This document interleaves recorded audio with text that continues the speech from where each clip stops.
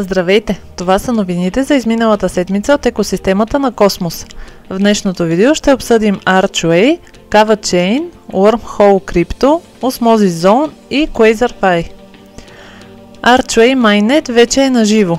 Archway стартира успешно и поздравления за екипа. С Archway строителите в блокчейн индустрията ще могат да уловят стойността, която допринасят чрез своите приложения. Може вече да се клеймне ArchDrop, който се дава като награда на членове на общността Космос, строители и изследователи на различни вериги. Допустимите хора са стейкъри на Atom, потребители на Axelar Bridge и разработчици по договор Terra Classic. Първото искане за airdrop се спонсорира чрез безвъзмездна такса, така че потребителите не трябва да имат Arch за извършват първото действие. Проблемът с клеймването на потребителите на Ledger е вече разрешен, така че и те могат да започнат да клеймват успешно, както и IBC е коригиран.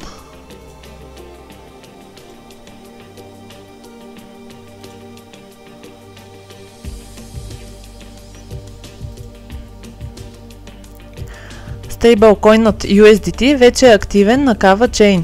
USDT, най-доминиращият стейблкоин в индустрията с пазарна капитализация от над 80 милиарда долара, вече може да се емитира естествено на Kava. Това позволява USDT да бъде предоставен на цялата екосистема на Космос чрез IBC. Регистрацията за разпределението на CAF токени е на живо. Всички потребители са поканени да се регистрират и да заявят CAF. Това може да се направи така.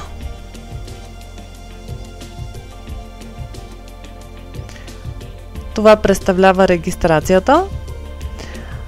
Веригата на Kava може да се добави в MetaMask последния начин. От Chain List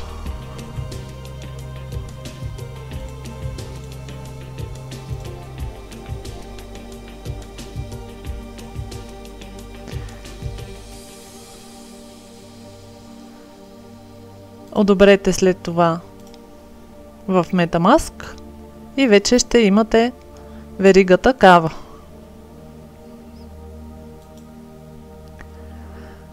Wormhole Crypto вече и в Космос екосистемата.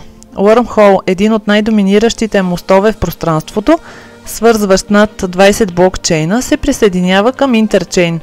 Следните примери са за потенциални приложения, които сега са възможни с Wormhole.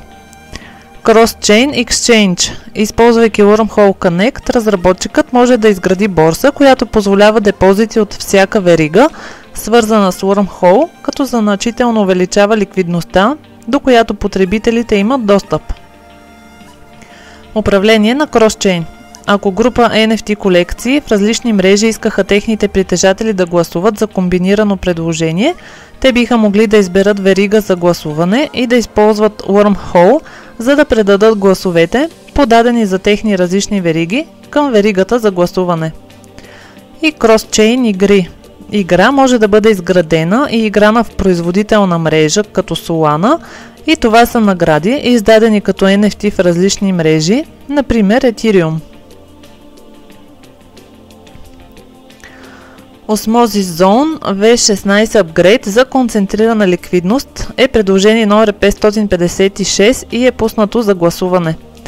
Това надграждане въвежда концентрирана ликвидност, която подобрява капиталовата ефективност, като позволява позицията да бъде концентрирана около ограничено съотношение на токени, а не равномерно в безкрайен диапазон, както в класическите пулове.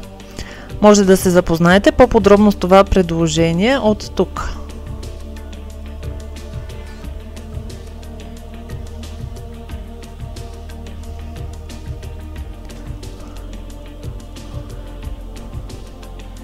И да упражните правото си на вод.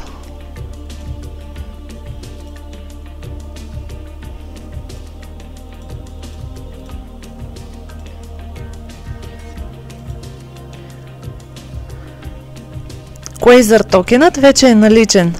Quasar, естественият токен на Quasar.fi, премина през фаза на стартиране на StreamSwap и вече е достъпен на Osmosis.